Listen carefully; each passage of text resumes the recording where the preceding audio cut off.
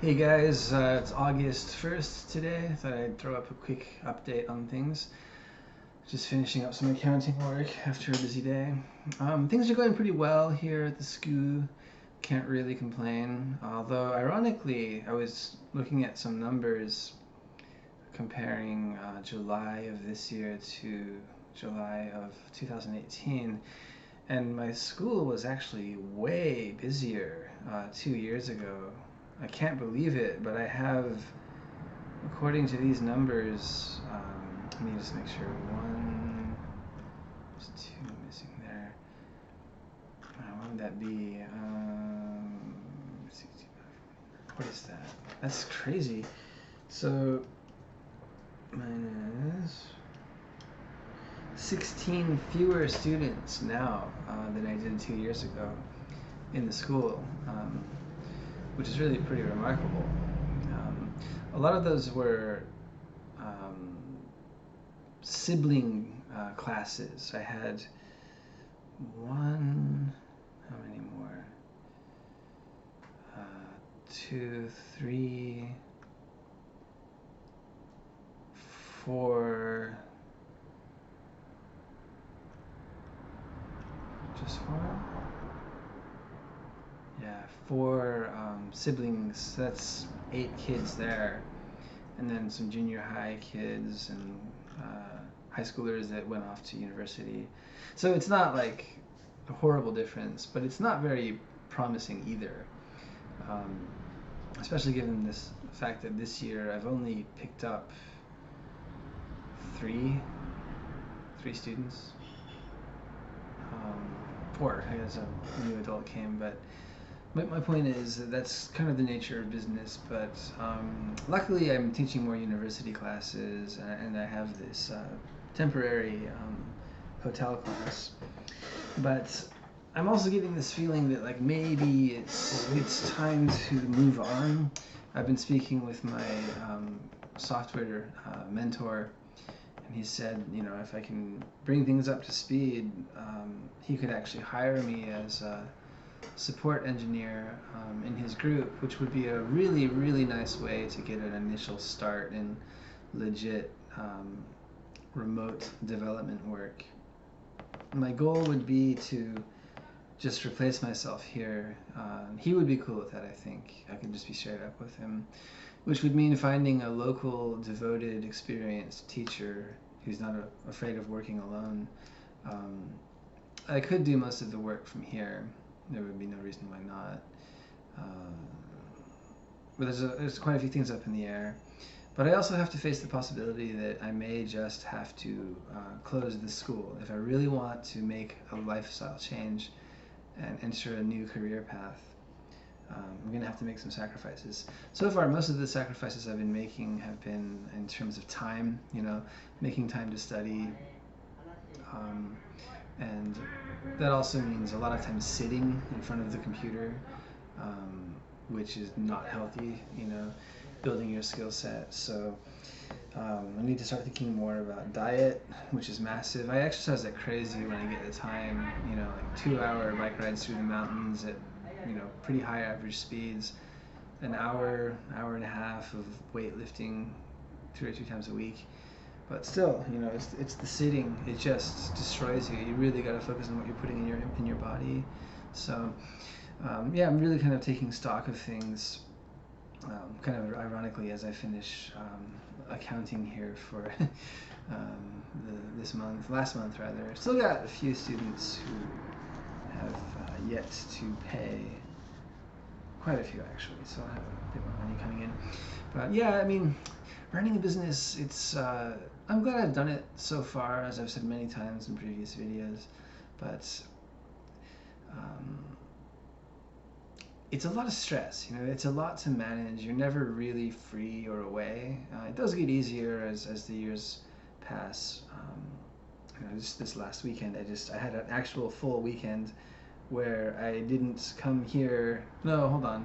No, yes, I did. Yeah, that's right. Last week was off, most of it at least. And just 2 days, don't come in, don't even drive by.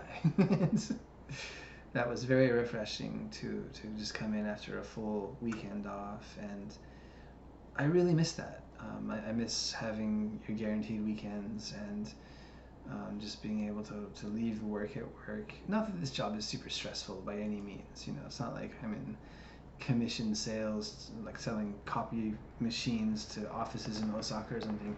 That stuff will make you crazy. Um, but I'm looking at 40 a few years down the road, which is crazy. I'm 38 now. I was 32 when I opened the school, and then turned 33 very shortly afterwards, very soon afterwards. It's been a great experience, but sometimes in life you really have to weigh your options. Do you jump ship, or do you hang on a little bit longer to see where it can go, or do you try to change the course of it? Decisions, decisions, decisions, and time is a very limited, very finite phenomenon for us, and there's simply never enough of it. And you become acutely aware of that as you get busier and busier, and your responsibilities increase, and you realize life changes that used to be easy are now exceedingly difficult. They're going to require a lot more preparation and time.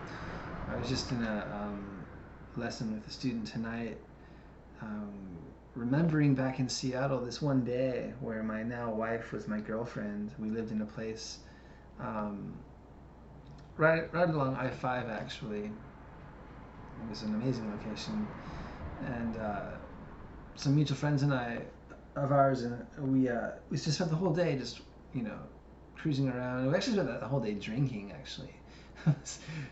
We were all off, and we went to my work. One of the mutual friends was my coworker actually. We took these boat tours and just went out to eat and just cruised around. And I remember, like, man, that used to be my life. I could never do that now.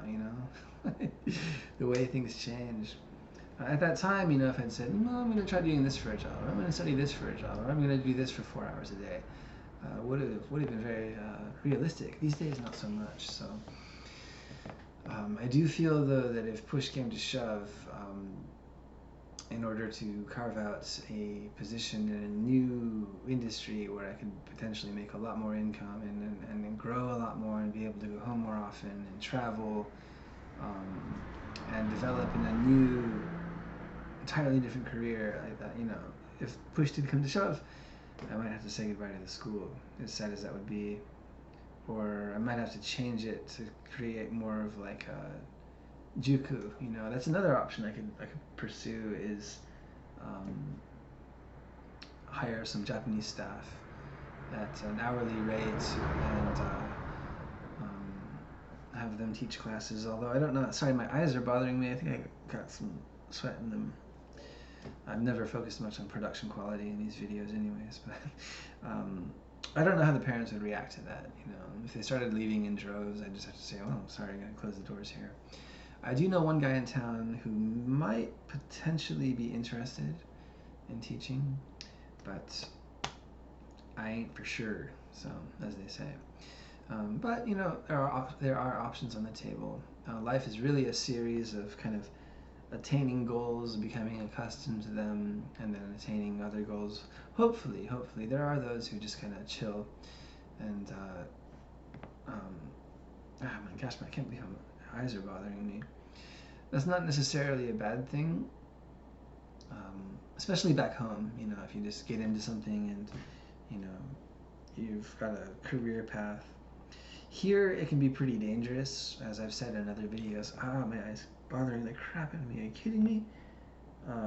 Because the thing is, you get into teaching English and it just doesn't change. The best you can do, if you really, really love teaching English, there's kind of two things. You can somehow maybe get a position in a university, which would require you getting a master's degree at the very least, and then of course an available position. But those guys are intensely busy. I've got a friend who lives just down the street here actually. He's sort of my boss, and his workload is just unreal, and just you don't want to go there, and unless you like that kind of thing. The other option is what I've done, is just start a school and take on the risk and, to a degree, the prestige of being a business owner.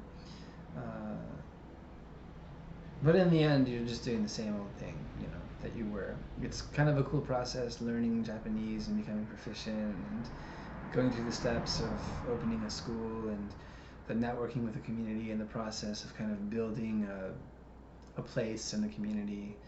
Um, but then you get used to that too, and you're kind of just doing the same old thing. At the end of the day, you're spending a lot of time drilling extremely simple things without a lot of challenge. And personally, I think that's one of the main things that's lacking in my life. I've got a really good lifestyle. I've really built up a very good lifestyle, but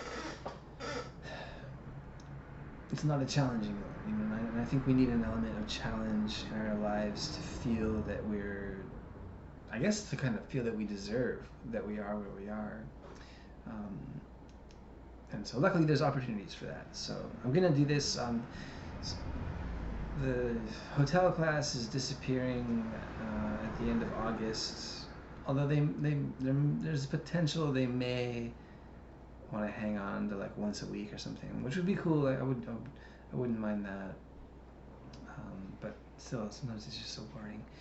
And then the university is done until October, as of mid-August. So I'm going to use that time and just drill hard into software development and keep in touch with my teacher and say, okay, let's set a time, a date by which we can kind of get started with this and go from there.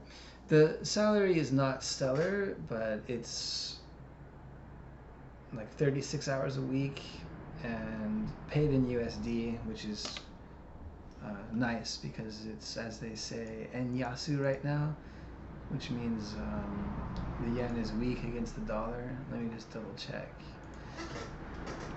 USD to JPY.